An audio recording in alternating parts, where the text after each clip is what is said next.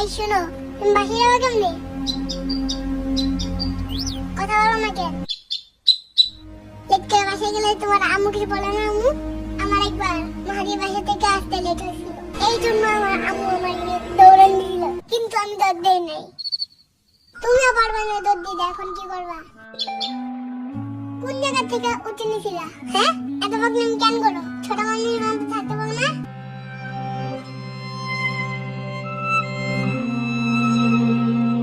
মারে নিয়ে বাসে রাখতে পারবো না, কারণ আমার আম্মু।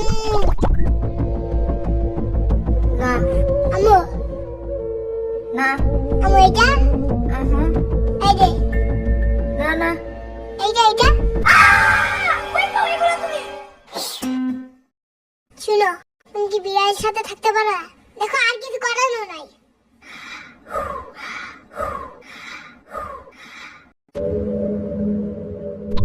মামা,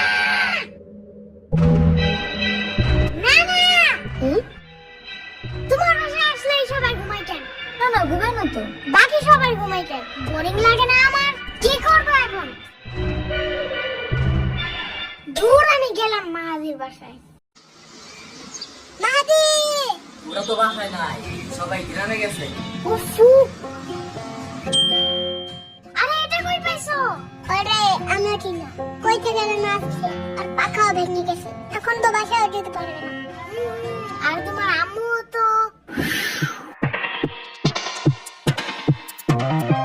ওয়েল, চলো চলো, ওর হাতে আগে ব্যান্ডেজ করা লাগবে। চলো চলো। এই পিচ্ছি যদি না ঠিক হয়, আমি বেতন পেলে একটা খাতা কিনে দিব, ঠিক আছে? পরে তোমার বাসায় অর্ডার রাখবা। তুমি জব কই পেছো? আমার নানু আসলে ওরা সারা দিন উঠাই দিলে একটা চুলের জন্য 2 টাকা করে দেয়। একদিন 15টা উঠাই দিছিলাম, পরে আমার বোনাস দিছে পুরো 50 টাকা। আমার নানুর চুলও কালো করা বন্ধ করা লাগবে, কারণ আমার এই জব দরকার। এই পিচ্চিটা কি খায় কি? এখন আমার বইও না যে ওর জন্য আমার পোকা ধরে ধরে আনতে হবে। I hate বাগস।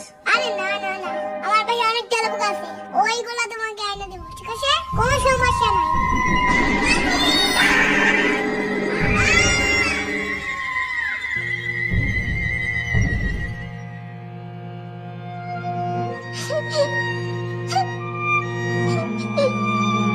সমস্যা নাই, চুপ কর।